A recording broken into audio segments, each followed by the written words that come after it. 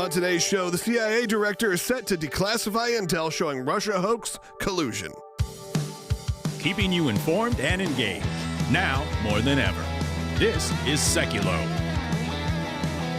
We want to hear from you. Share and post your comments or call 1-800-684-3110.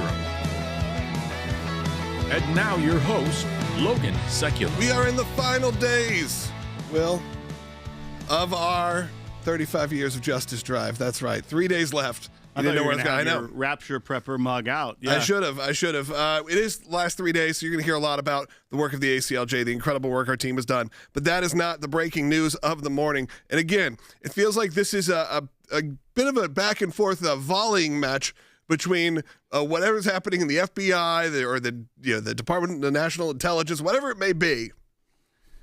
And they go back and forth. They go, you don't have anything. Oh, yeah, here's some more. You don't have anything. Oh, yeah, here's some more. And they double down this morning, Will.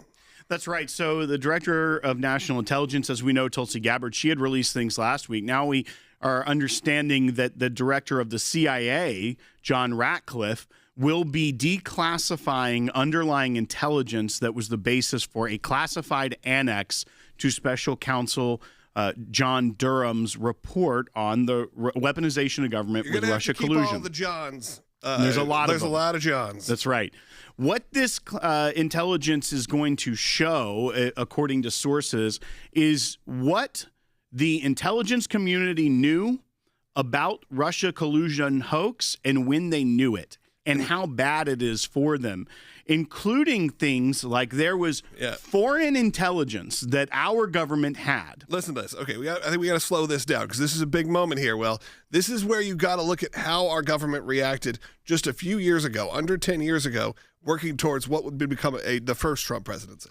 That's right. So there is reports that is what we will see in this underlying intelligence is that foreign governments, other intelligence agencies that shared information with the CIA, John Brennan, the director of the CIA, with what they called surprising specificity, like detailing what was going to happen with the Russia collusion hoax before the FBI ever started Crossfire Hurricane.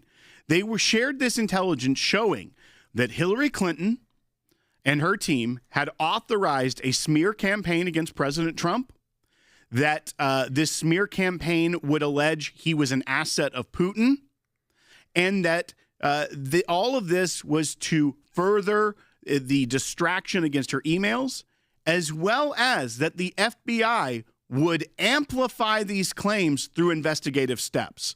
And they said it described the Russia collusion hoax with surprising specificity before the FBI ever opened the investigation. That was the line that really caught me off guard, was the specificity, saying essentially they knew the plans that were going to happen before that. And not only did they not forward it, they seemed to want to embolden it, to engage in it, to engulf it. And we're going to get into that in the next segment. Don't go away, because earlier, when we were talking last week about this, there is a part of me that's like, none of these people ever get held accountable.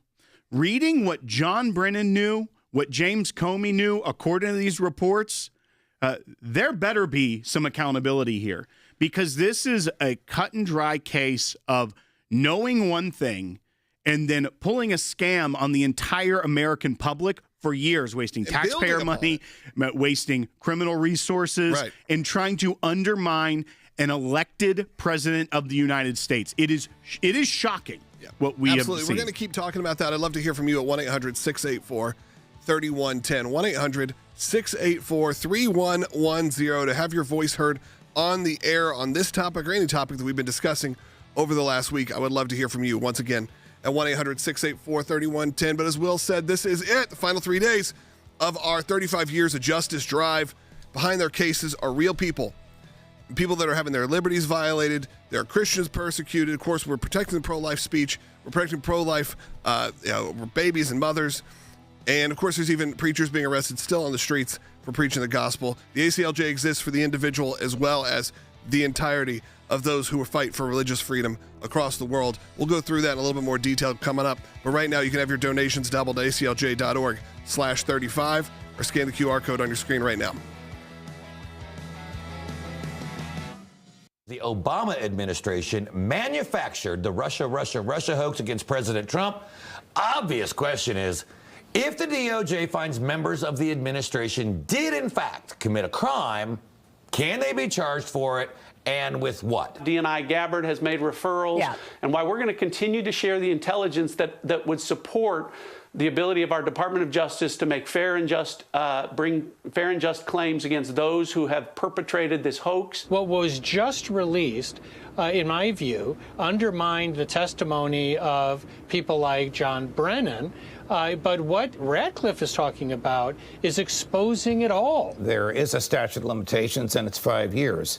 So if they did, again, what Ms. Gabbard says they did, it was more than 5 years ago, they can't be prosecuted. Now, if they testified under oath and denied these things in fewer than 5 years, they could be prosecuted for lying under oath, but they can't be prosecuted for the underlying crime. And in order to prove they were lying under oath, you'd have to prove that they did commit the underlying crime. AG Bondi has chosen a strike force because that's usually something you see in organized crime cases, mob takedowns, things of this nature. So I think that says a lot about the level of commitment and the parallels in terms of organized crime with this particular issue. So I'm encouraged by having a strike force there. I'm hopeful that, in fact, that Brennan will be called in to testify and under oath, and we'll see if his story stays the same. So now it's left to DNI Gabbard to release the documentations and then also provide the referrals to the Department of Justice so we can finally get a true accounting, a true investigation, and then if there were criminal activities, people need to be prosecuted. To Sekulow, phone lines, like I said, are open for you at 1-800-684-3110. That's 1-800-684-3110. I did want to take a quick second. There was a shooting yesterday in New York. A lot of you have probably seen it on the news, where a gunman, sadly, in Midtown Manhattan, in one of an area I've spent a lot of time in personally, I lived right there for a period of time, went in and sadly shot and killed 4 people. Now, I'm not going to go into personal details of this, but what I would ask you to do right now is pray for members of the ACLJ family. One of our senior staff, senior attorneys, was directly involved in terms of it being someone very close to them who has passed away. So again, I don't want to give them any more details than that, give you more details than that, because I want to respect their privacy right now. But I do ask you, as this news was rolling in last night, this hit very close to home for the members of our team. You can get kind of desensitized to these shootings that happen because you can kind of say, well, it's 4 people, and it could have been much worse and all that. But when you see how it directly affects a family that has lost a loved one for no reason, it's really a shocking moment. So I encourage you right now, as we're here on the air, as we begin to take more calls, to take a second and pray for members of our ACLJ team who are dealing with some pretty unimaginable suffering right now due to that specific attack in Midtown Manhattan. That's all I'm going to say about it today, because again, I want to respect their privacy. But with that, we'll continue on the conversation because phone lines are starting to come in. Some of you called in with specific questions. I would like to hear from you at 1-800-684-3110. Pivoting back to the news is always going to be a little hard here, so let's just make it as less awkward as we can. Some of you are just joining us right now. We know a lot of you are joining us right this second. So let's restate, Will, what's going on. That's right. So there's several reports that have started to come out about some intelligence that is expected to be declassified this week by the director of the CIA, John Ratcliffe. And there's multiple reports, and because you're getting it from different sources, we haven't seen the primary documents yet. But what we're expected to get is declassified intelligence that was in an annex to the John Durham report. We know that the John Durham report, special counsel, was highly critical of the way that the Crossfire Hurricane investigation, the weaponization of the government, unfolded under the FBI leadership of James Comey, and then following with the special counsel, Robert Mueller, and the intel agencies. What we haven't seen is what a lot of his report was based on because it was classified intelligence product. That tells the full story. And that is what we are expected to see declassified by John Ratcliffe and then either released by the Department of Justice, because that is a work product of a special counsel, or they could release it through someone like Chairman Grassley of the Senate Judiciary Committee, which is how they've released some of these other things that have come out, such as the Clinton email classified annex that was released just a few weeks ago. But here's some of the things that we're hearing already. One is a report out of Fox News. The other is out of Tablet Magazine. These are a good chance they're talking about the same thing, but until we see it, we won't know if these are two separate items, but they seem to correlate pretty closely. Fox is saying that there was alarming specificity in the intelligence before Crossfire Hurricane was opened by the FBI. That was the investigation into Trump-Russia collusion. We're talking about now at least 10 years. Right. If not 11 plus. 2015, 2016. 2016 is when a lot of this work product was first obtained by the intelligence community. But it's just now getting to the light of day because we have a new administration. That's right. And this administration is being transparent, showing what went on.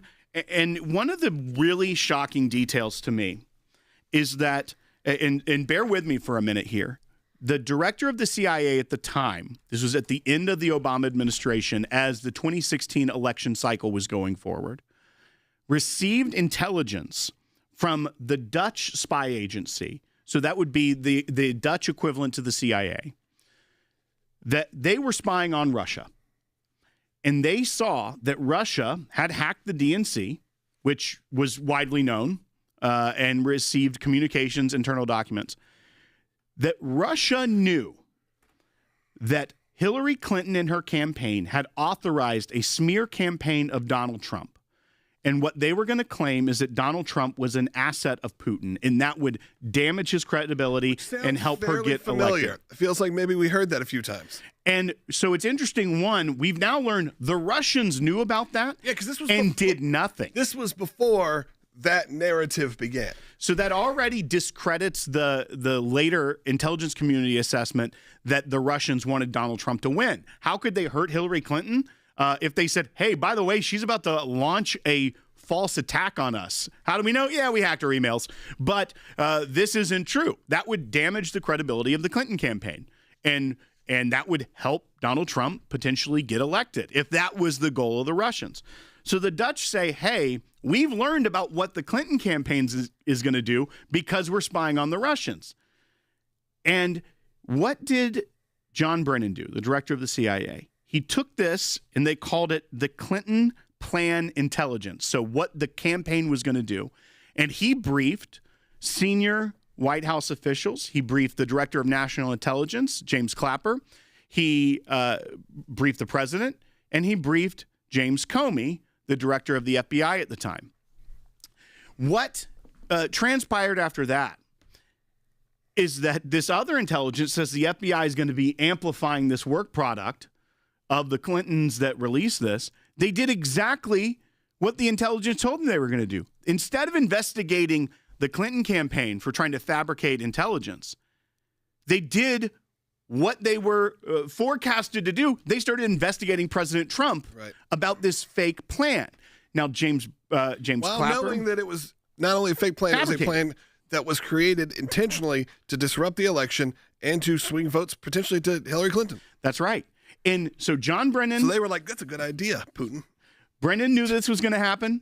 James Clapper knew it was going to happen. James Comey knew it was going to happen. Those are the three people that there have been criminal referrals about.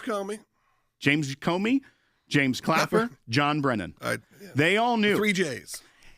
And nowhere in the intelligence community assessment, which was released, did they mention that they had this intelligence. They even testified that they had no idea about this later. They lied to Congress. They lied to the media. Right. They lied to the American people. He said, it rings true. It rings true. So now we are seeing that even the special counsel, which one may ask, why didn't the special counsel, John Durham, bring charges? I mean, we do know that he was probably reined in by Merrick Garland to some degree because that was the attorney general under Joe Biden. But we know that these individuals knew that this was a scam to begin with that was cooked up by the Clinton campaign. They knew that the Russians knew about it and weren't doing anything about it, which would help Hillary Clinton if she were to get out there with this information, which she did. And they did nothing about it. Instead of shutting it down, they amplified it. They started an investigation based off of something that they already knew wasn't true. Yeah. They lied to the American people. They lied to Congress. They wasted taxpayer money. They tried to subvert a presidency. If that's not a treasonous conspiracy, I don't know what is. I want to go to a phone call before we go to break here. Let's go to Tom, who's calling in Washington State. Tom, you're on the air. That's a lot of spitballs thrown on the wall there, you said there, buddy. That's simple intelligence tradecraft. You throw out a lot of landmines, or sea mines, if you will, and they just float around out there until somebody wants to pick them up and apply it to a narrative. And excellent job. Excellent job. You've done a fine job of being a useful idiot. That's all I got to say. I appreciate it, Tom. Yeah, well, I appreciate the compliment, calling us useful idiots. Yeah, it's a technical foul. What is interesting about your good comment, too. Yeah, wonderful. Yeah, I love when you don't tell the screener what you really want to say. But to your point, Tom, whatever you want to believe about this. Am I the idiot or are you the idiot? I think we both are at this point. I don't know. You said a lot more than I did. Okay, so I'm the idiot, apparently. I think today you can be the idiot. What is the difference here in what he can say, intelligence tradecraft? Are you suggesting that the intelligence community is still furthering this conspiracy? Because that would help with the statute of limitations. But if the director of the CIA knew this, they had credible evidence, they had credible intelligence reports they believed, and then they did the opposite of that. I don't know if that's good use of tradecraft or if that's good use of the spy agencies, as well as we know that they believed something different until Trump got elected. Then they changed their mind. So you tell me who was being the useful idiots in the government at the time that decided to undermine the Constitution. Will got triggered. That being said, phone lines are open for you at 1-800-684-30-10. When we get back, Cece Hiles going to be joining us, a senior counsel here at the ACLJ, with a big update of what the ACLJ is doing worldwide, including in the Congo, something that we have been talking about. It's gotten a little quiet. Maybe you don't know why. A lot of times the ACLJ work has to get a little quiet for us to get the work done, so then we can reveal to you what we're doing even more. But it comes after another horrendous attack. We're going to be discussing that coming up in the next segment, so stay tuned. Again, final 3 days of our 35 Years of Justice drive, all donations are matched. So if you give $25, that becomes how much, Will? It becomes $50. It becomes $50. I was checking your math. Well, I've done poor math before on you. Yeah, I know. Scan the QR code if you got it right now. It rings true, Will. We'll be right back. Back in 1990, the American Center for Law and Justice started out defending the free speech rights of pro-life advocates and those who wish to share the gospel. 35 years later, we're still defending them and their life-saving work because the attacks on freedom do not stop. Benjamin Franklin famously called America a republic. He then said, if we can keep it. For 35 years, the ACLJ has been on the front lines, battling not only to save the lives of precious unborn babies, but to defend every one of your constitutionally protected freedoms. Our freedom is precious, and it's continually under attack. We all have a responsibility to defend it. For 35 years, the ACLJ has been representing churches, religious schools, pro-life counselors and pregnancy centers, and individuals just like you when their constitutional liberty was threatened. We've defended states and even the President of the United States at the highest level. And we've seen many historic milestones, including the opening of the American Embassy in Jerusalem and the Supreme Court's historic ruling that overturned Roe v. Wade. Two historic achievements I have fought for years have now come to fruition. The ACLJ has established a legacy of justice. For 35 years, we've been fighting and winning cases all across the country, even at the Supreme Court of the United States. None of the victories we've achieved would have happened without the support of ACLJ members and champions. I want to thank you for providing the resources we need to fight back against the radical attacks on life and the Constitution. Those threats have not gone away, and neither are we. That's why we've launched our 35 Years of Justice drive to equip us with the resources we need to continue the fight for the next 35 years and beyond. Have your gift doubled at aclj.org ACLJ.org/35. Do it today.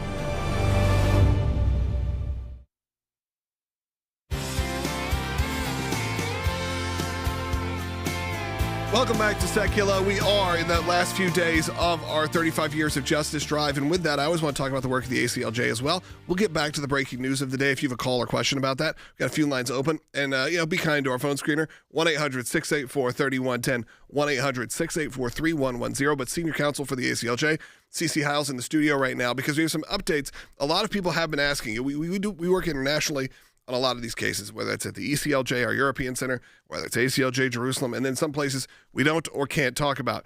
But this is an update, another kind of sad update coming out of the Congo, the DRC. Maybe we can just get an update of where we are and what's been going on. Yeah, so sadly, ISIS is still alive and well through the Allied Democratic Forces, ADF, and they are an Islamic rebel terrorist group that has come out of Uganda. And they come out of Uganda and they go into the northeastern section of the DRC, and they absolutely wreak terror and havoc upon that area. And if you recall, back in February, there were 70 people that were beheaded in a church by ADF. Well, just on Sunday, after about a month of reprieve, because, there was a peace agreement signed between the DRC and Rwanda, which kind of took care of the M23 rebel groups. But you still have ADF, again, with ties to ISIS.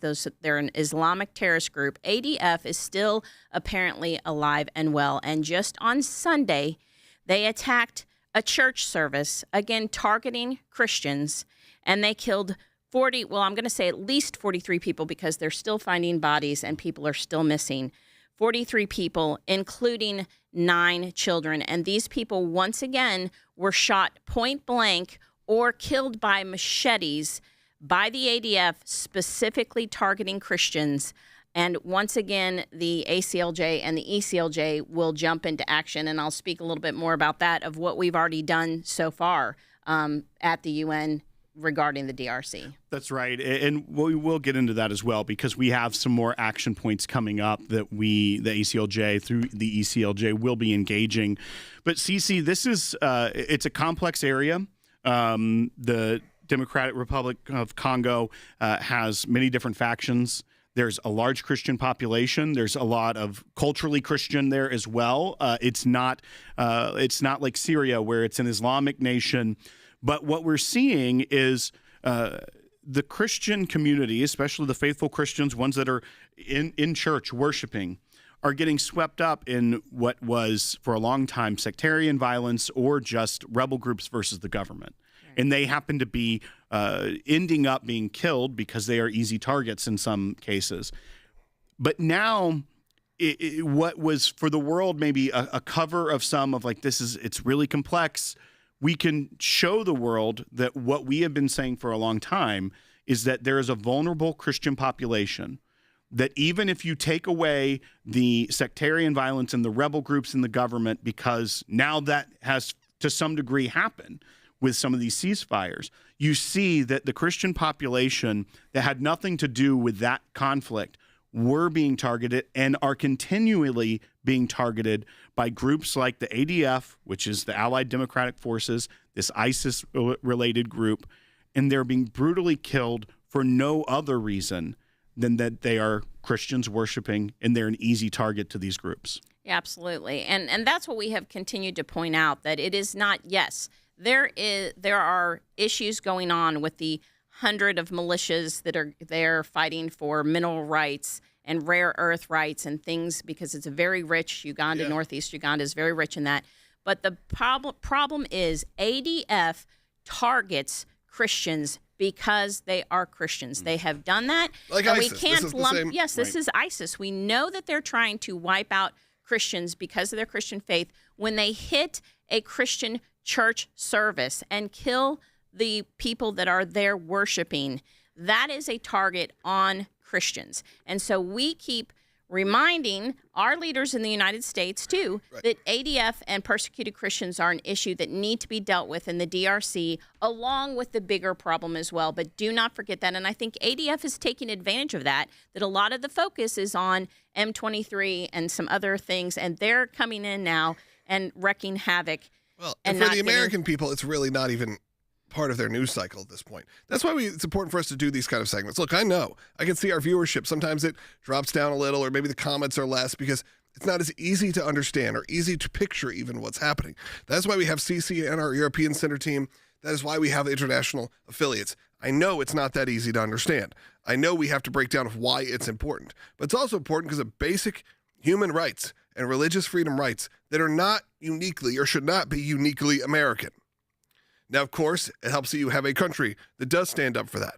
For the most part, stands up for those who believe in different things or believe in nothing at all. But that is not the case around the world. And you have some of these groups that can run wild around the world because you also have government and politics and everything that goes into that. And sometimes there's some turning the other way, not looking at what is going on. Right. And we see that even at the UN. A lot of times this persecution will be kind of pushed to the side because it is targeting Christians. They'll lump it into something else. But the UN came out with a press release condemning this action, which I don't want to take full credit for that. But we just spent, from right after the event in February, we just spent a long time talking and writing letters and actually bringing people to give testimony before UN members and special rapporteurs and the European Parliament. And I think because we keep this front and center in front of them, that has helped that they made a public statement condemning ADF's actions targeting and slaughtering Christians. Absolutely. And we have a couple lines open for you, and we are going to pivot after this back to your questions and comments and talk about the topics of the day. But we always think it's important, Will. And when we were talking about 35 years of justice, it's not 35 years confined by the border of the United States of America. That includes our ACLJ. That includes all of the different affiliates that we've had. Because though the ACLJ primarily means American Center for Law and Justice, we're there for the individuals in America, but we are also there for the individuals and the organizations and the governments that need us and the constitutions that need to be written and all the things that need to get done to help export some of our values all around the world. That's right. And as CC brought up, even with that press release that came out of the UN, if it weren't for the work of the ACLJ team and CC and her team here and in DC that push these issues before the UN, that would prefer to not have to deal with them. We know what the UN's MO is, and they would prefer not to have to address these issues because they would much rather just be criticizing Israel. They'd much rather just be trying to give the Palestinian statehood. They don't want to deal with persecution of Christians. But our team is smart. They know how to look at the issues and present it to the UN that they can't ignore it. And we will continue to do that. I know that we have upcoming reports on places like Syria, where we've talked about the Druze and the Christian populations being targeted there for their faith, and many other issues that we will continue to fight even in the weeks ahead and years ahead and ongoing. That's right. Absolutely, CC. You got a second? No, that's okay. Right. Go ahead. All right. We are about to wrap up this first half hour of Sekulow. We have a full second half hour coming up. Make sure you join us live or taped later on if you want to watch the re-airs. You can do that, of course, at aclj.org. But live, you can watch us on YouTube and on Rumble. We're broadcasting live there from noon to 1 p.m. Eastern time, as well as on the Salem News Channel and many other outlets. But we want to be available wherever we can. And that is why we are celebrating 35 years of justice, but it's also why there's never a paywall for our work.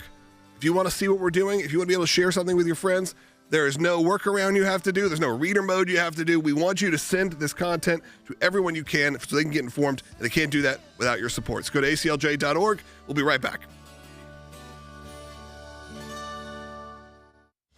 We've witnessed monumental legal victories, from defending the 14th Amendment and protecting our sacred American right to vote, the overturning of Roe v. Wade, and standing up for the religious liberty of our kids and seniors. But even with the many historic wins we've achieved, the attacks on our constitutionally protected rights persist. Countless unborn babies remain in jeopardy, and across the globe, innocent Christians are being targeted and killed. This fight isn't just the ACLJ's. It belongs to every American who wants to preserve the values and beliefs on which this nation was founded. None of the victories we've won would have been possible without the unwavering support of ACLJ members and ACLJ champions. It's been an honor to fight for you all these years, and we're prepared to fight for the next 35 years if necessary. Together, we can protect the Constitution and defend this great nation for our children and for generations of children to come.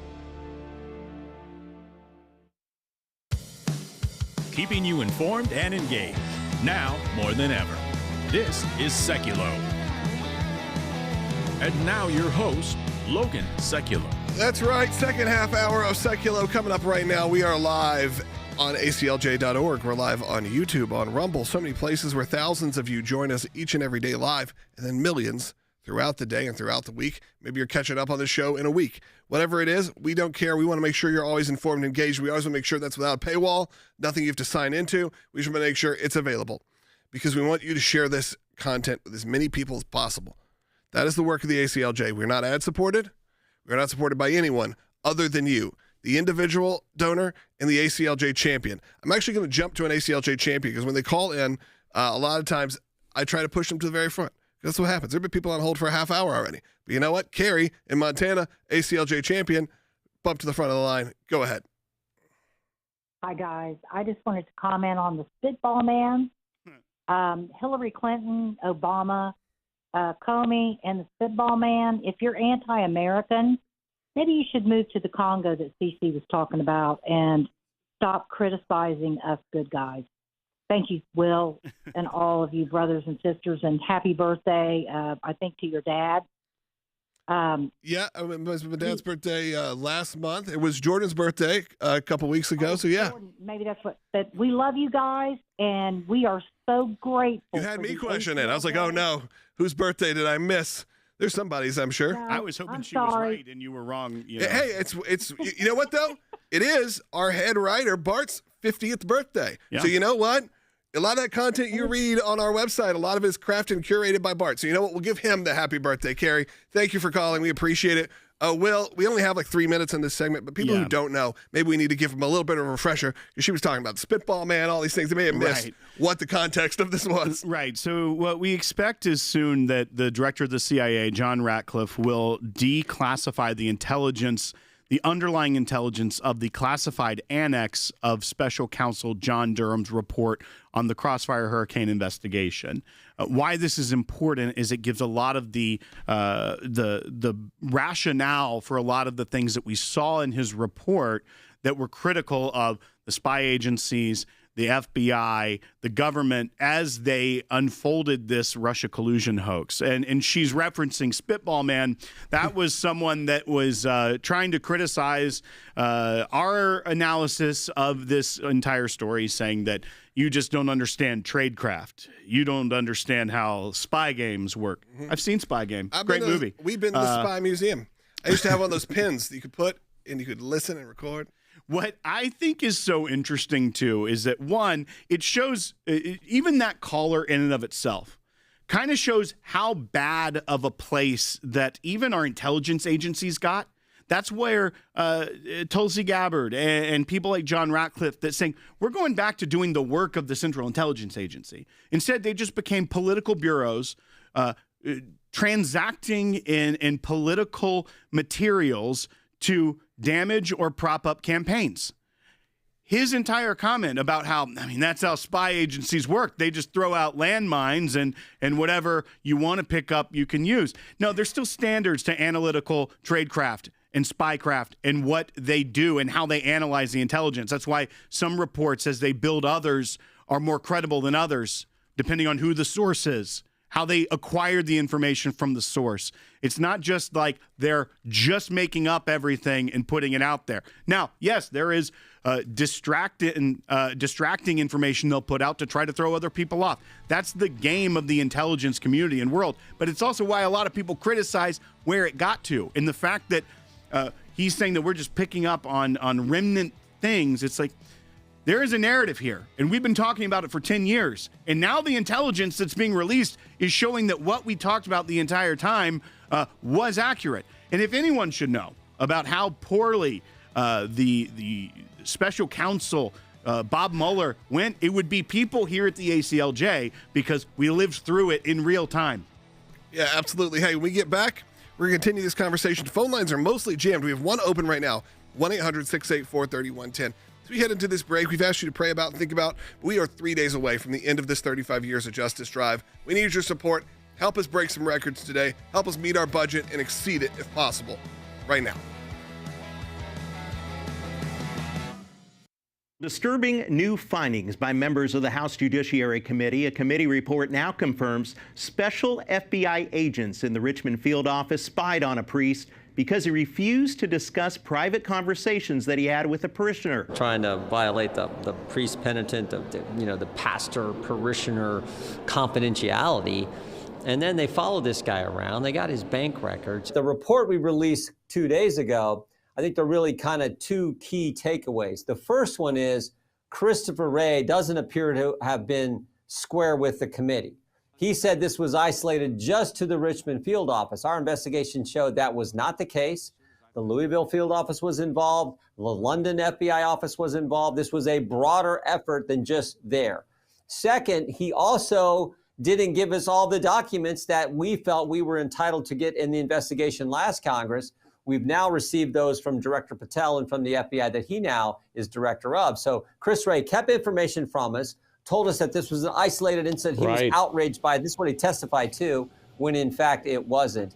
And then I think the other big takeaway is what they actually did to this specific priest in the parish there, in the church there in Richmond. That was, to me, what was the most egregious. The investigation was allegedly launched after the priest became uncomfortable with the FBI's questions. He then said he needed to speak to church leadership and an attorney before answering any questions. This was all based on what the Southern Poverty Law Center, much of the things they cited in that memorandum in the Richmond field office was information from the Southern Poverty Law Center, which is a left-wing group that says that Moms for Liberty are a terrorist group, that focus on the family is bad, that the Catholic Church is bad. I mean, this is what the Southern Poverty Law Center, that was the basis for developing the memorandum that led to the actions that we describe in our report.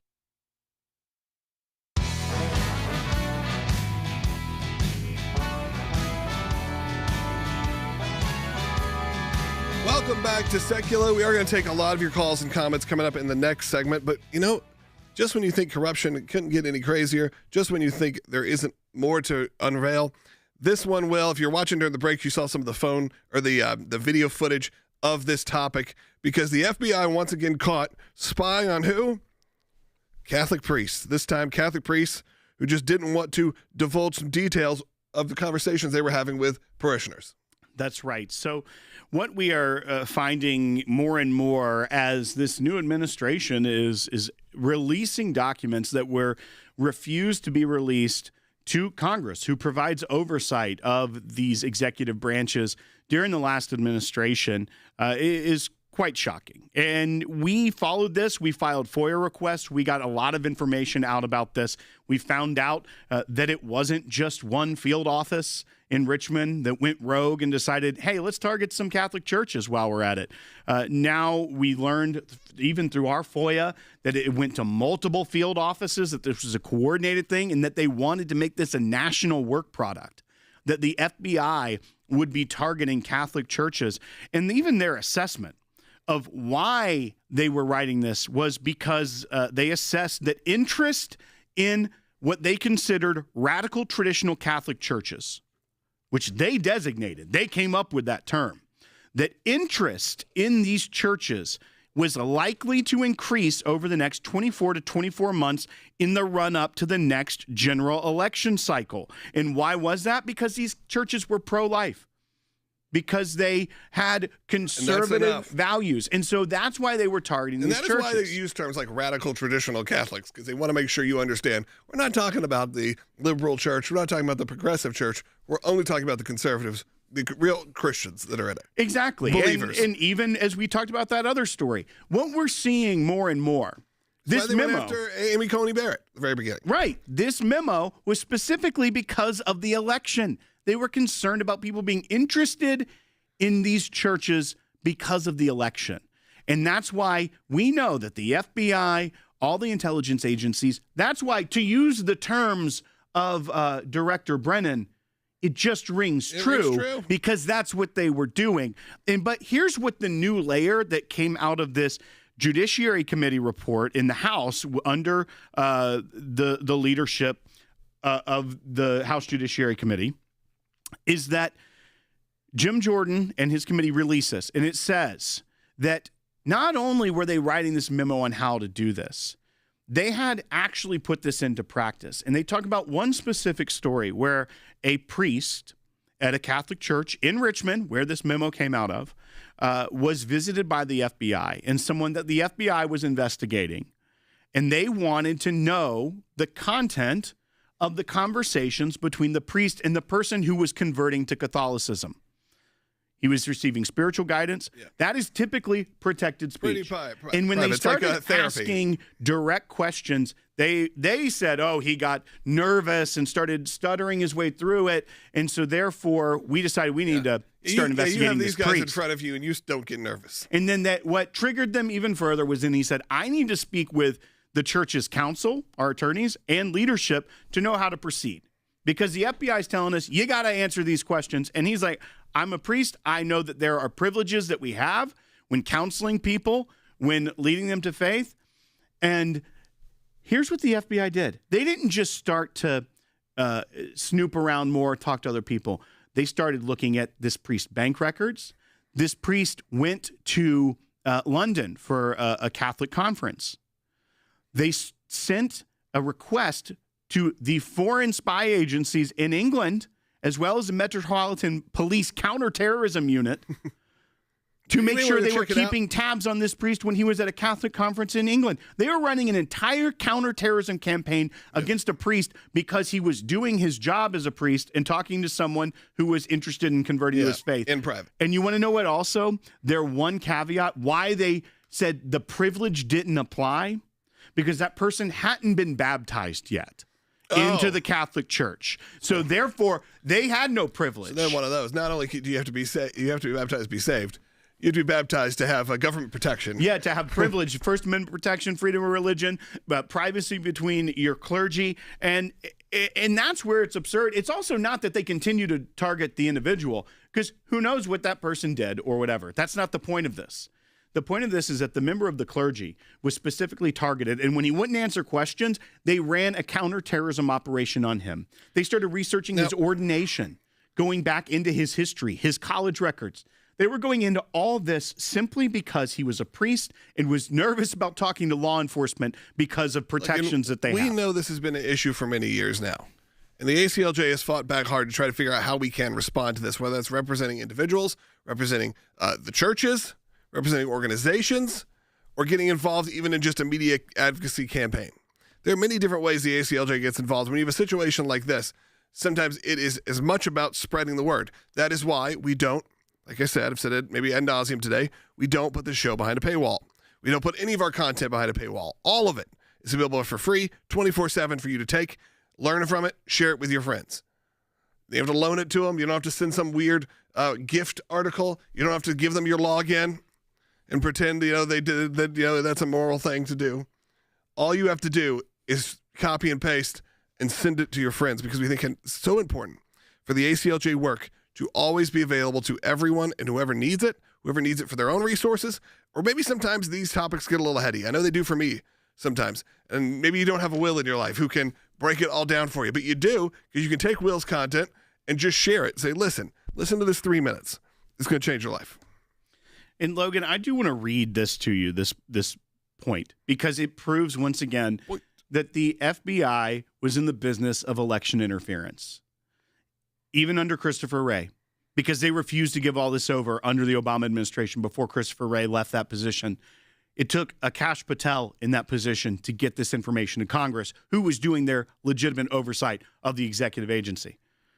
This is from the outlook of that Richmond memo. FBI Richmond assesses that the interest in radical traditional Catholics is likely to increase over the next 12 to 24 months in the run-up to the next general election cycle, complicating the overall threat picture while also creating new opportunities for mitigation efforts, i.e. spying on churches. This assessment is made in light of ongoing polarizing polarization characterizing the U.S. political environment and the probability that policy issues of mutual interest to these are domestic violent extremists and RTC, radical tradition Catholics, adherent will remain in the public spotlight, catalyzing events such as judicial decisions in areas such as abortion rights, immigration, affirmative action, etc. They are saying that court cases from the U.S. Supreme Court are causing radical traditional Catholic interest to rise over the course of the next general election. They were trying to spy on churches for election interference. Just like James Comey, who was apparently briefed on the matter from the director of the CIA that, hey, guess what? These intelligence agencies know that the Hillary Clinton campaign is trying to use you to spread this disinformation. And what did he do with that? Instead of investigating that, instead he's like, sounds like a good idea. Yeah, I mean, maybe we should do that. It reads true. It does read true. Read true, ring true. But it may just be a bunch of spitballs at the wall trying to see what sticks. Phone lines are jammed. Actually, there's one call. There's one line open. Give us a call, 1-800-684-3110, 1-800-684-3110. You know what? I'm going to go to Candy real quick in Georgia. She's got a good quick comment. Go ahead. Hey there. First and foremost, you guys are not useless, nor are you idiots. You're welcome. And I'm happy that the administration is doing something. I think they will hold people accountable with the Epstein-Russia hoax and the 2020 election fraud. You all, like I said, are doing a good job. Sometimes I might even disagree with you guys, but then you explain your side of the story, and then I understand. So thank you so much for you guys. Look, Candy, that's 100% what I've always told you, and I believe it truly. I think that's what makes our show and our entire perspective unique. Which is, I know what you want me to say. I know what a lot of you want me to say. But I'm not going to. I'm just going to tell you the truth. And our perspective on that truth may not line up with yours. Because you may go, oh, that's not what I want to hear. But it doesn't matter. We've been through this long enough to know, will there be consequences for actions? Will things happen? Will this court case go anywhere? There's a lot of other organizations that are out there asking for money, just like we are right now, asking for your support. But you know what? They know they've got losers on their hands. I don't mean that in actual people. I mean that with cases and the topics they're bringing up. We're not going to do that. We're going to shoot straight with you. Be honest. That is 100% what the American people want right now. They don't want Republican. They don't want Democrat. They just want someone to tell them the truth of what's really happening. Like I said, we've been through it here at the ACLJ. We know what's happening. And we're going to give it to you, even if you don't like it. 1-800-684-3110 to have your voice heard on the air. We got one line open. But again, last few days of our 35 years of justice drive. This is it. Be a part of celebrating the thousands of cases we have taken over the years. And of course, so much more to come. Nothing slows down. No days off here at the ACLJ. Our team works 24/7. And they need your support because no big sponsors are coming in. It's all you. ACLJ.org. We'll be right back with your calls and comments.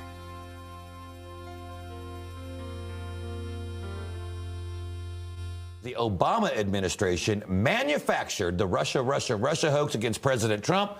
Obvious question is, if the DOJ finds members of the administration did in fact commit a crime, can they be charged for it, and with what? DNI Gabbard has made referrals, and why we're going to continue to share the intelligence that would support the ability of our Department of Justice to make bring fair and just claims against those who have perpetrated this hoax. What was just released, in my view, undermined the testimony of people like John Brennan. But what Ratcliffe is talking about is exposing it all. There is a statute of limitations, and it's 5 years. So if they did, again, what Ms. Gabbard says they did, it was more than 5 years ago, they can't be prosecuted. Now, if they testified under oath and denied these things in fewer than 5 years, they could be prosecuted for lying under oath, but they can't be prosecuted for the underlying crime. And in order to prove they were lying under oath, you'd have to prove that they did commit the underlying crime. AG Bondi has chosen a strike force because that's usually something you see in organized crime cases, mob takedowns, things of this nature. So I think that says a lot about the level of commitment and the parallels in terms of organized crime with this particular issue. So I'm encouraged by having a strike force there. I'm hopeful that, in fact, that Brennan will be called in to testify and under oath, and we'll see if his story stays the same. So now it's left to DNI Gabbard to release the documentations and then also provide the referrals to the Department of Justice so we can finally get a true accounting, a true investigation, and then if there were criminal activities, people need to be prosecuted.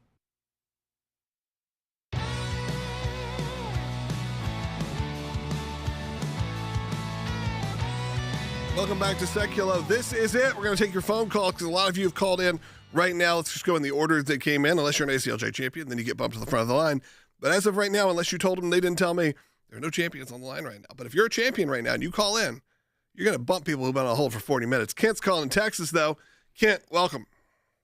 Hallelujah to the Lamb, you guys. You're doing a tremendous work for the world. I have one quick question here concerning our pilots that are flying these B-2s. You know, they're young, aggressive, and they're not afraid to die. And I had an opportunity of being in the Air Force in Athens, Greece for 3.5 years. And one night, got a call. Primary was down on the spy plane. Fire up the rig, Rojas. I did. I got the communication to the pilot.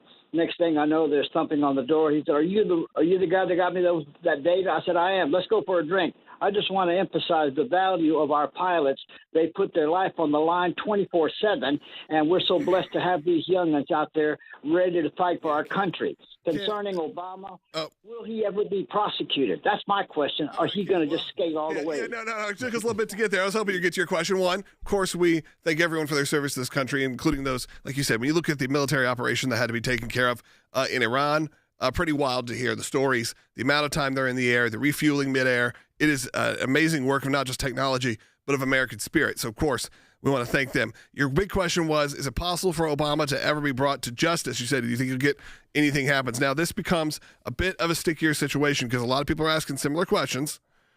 And maybe we should take some of these as well. So maybe we'll look at the other questions. Make sure we don't answer this before we answer these others. Sure. Just three of them are very similar. We'll give them a narrowly tailored will he answer. be brought to justice? However, Kent also continue to listen as we go to people John like and John Clint. and Clint who will have similar, more elaborate answers on their specific question. Will he be Is brought it to possible justice? for ever to be brought to justice?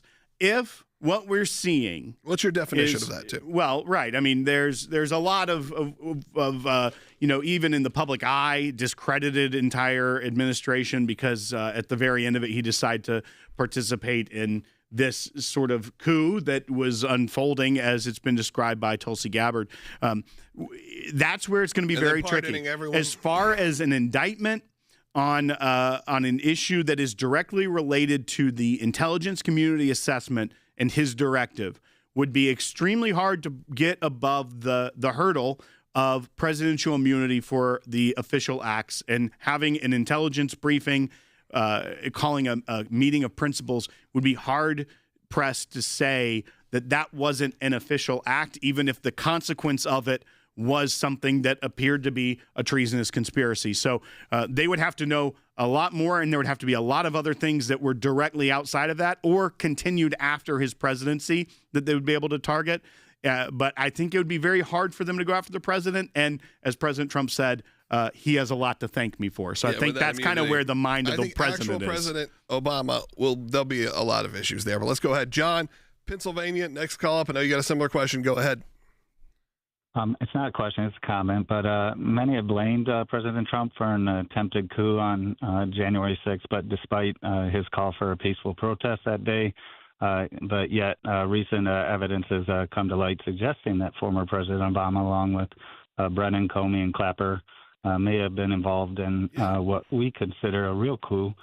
But it's just frustrating to see these serious allegations and what the Democrats seem to do or blame when they're really doing it. Look, John, when Tulsi Gabbard said things like treasonous and all of that, I go, those are some big words. She said treasonous conspiracy and a years-long coup against the President of the United States. I said those are big words to just throw around there, and I like that this documentation is starting to get out more and more because it's proving her right. It's proving her more and more that she was telling us the truth. It wasn't just ringing true, that she was telling us the truth. So, John, appreciate that. again, a lot of people have similar feelings because they know, you kind of know this stuff is happening behind the scenes. I feel like a lot of you are smart enough to know politics is a very dirty, as I always say, politics is a blood sport. But man, when you actually get to read the email, see what's happening, it's a different world. Let's go to Tina in Nevada on line 1. Hi, I have a comment. I just read that Bill Barr told Durham not to pursue certain things when he was doing his report. Yeah, I'm not sure specifically, Tina, on that instance. No, Will's doing some digging right now. Right. I don't want to give you any information that, see, this is where we're honest with you. I could just spitball you, Will, if you will, an answer here and tell you that I don't know that answer. So, Tina, we'll look into that, and maybe it's something we'll address tomorrow on the broadcast. Yes, it is. The timeline is that There's been some reporting. Bill Barr was the Attorney General at the beginning when he appointed John Durham to look into this, and then obviously John Durham continued into the early years of the Biden administration under Merrick Garland. I've also seen reporting that it was Merrick Garland that told him don't go certain places, maybe don't bring prosecutions. According to John Durham, the special counsel, he testified that there was no interference from the Attorney General in telling him what he could or could not do. Whether that was a professional courtesy, whether it was not a directive, but things are different, we may never know. But as of right now, that was what John Durham said, that he had full free reign. And so at some degree, you take him for his word at that, but I'll look into that as well. 2 calls, 2 minutes. Let's do it. James in New York, go ahead. Hi, my question regards conspiracy statute of limitations and what acts, and also why. So why are the legal analysts focusing on a 5-year statute of limitations for lying when it's a conspiracy that we all know happened? And so there's 2 different answers to that, James. There is, of course, revealing the truth, and then what are the consequences of the truth? Right. And James, I actually like this question because earlier we had a clip in one of the breaks that did talk about the 5-year statute of limitations running. And that, I think, is what a lot of people are missing because, one, this is a very novel thing. Hopefully, this is the only time this has happened in our history. But once again, you have to look at it. I think the choice of the words by Tulsi Gabbard, treasonous conspiracy, would mean a conspiracy of people to commit treason would not have a statute of limitations based off the definition of treason. It's in the Constitution. It's not a statute, and there's no time limit on treason. So I think there's a lot we don't know, and there's a lot that the DOJ hasn't done yet. James, all right, thank you. Clint, you're up. Last call of the day. You got about 1 minute. Why is any of this activity, why did Obama allow this to be, let's just say him, documented? So it could be, did he really think that it would never see the light of day? That's my question. If I'm a deplorable, I knew at 16 not to text my buddies that I was coming to their party that Clint, my mom told me I couldn't go to. Clint, I think a lot of this is what happens at the White House, what happens, a lot of it is documented, and they're just throwing out ideas. They're coming up with concepts, what's going on. They're getting briefed on information. So it's not about not knowing it was going to come out. It's when it comes out, is anyone going to care? Clint, I think another thing to point out is that at 16, you probably didn't have the hubris that the President of the United States and Barack Obama and all of them had. They, to become President of the United States, I don't care which one, you have to be a little bit of a narcissist. Yeah, you get a little crazy. And I think that the old Jerry Seinfeld bit, you have to, if you would think you should be the leader of everything, right, and you think you do a good job at it, you got to be a little crazy. And I also think to that point is that they thought it was going to work. They thought this was the insurance plan, that Trump would be impeached or criminally charged, and that he wouldn't be the president anymore. That was their goal. The plan you need is to support the work of the ACLJ, because we'll be there for you when you need us, as long as we have your support. You go to aclj.org/help. When that happens, you fill out a simple form. You get it assigned to an attorney at no cost to you, by the way. No cost to our clients. But right now, that only happens because the only reason this show is on the air and the only reason we have all the incredible work that we do here is because of you. As we wrap up this 35 years of Justice Drive, I want you to be a part of it. These are real people behind these cases. Real people behind the scenes here. I'm looking at them right now. I want you to support us. All your gifts are doubled today. That's at aclj.org. We will talk to you tomorrow. Scan that QR code.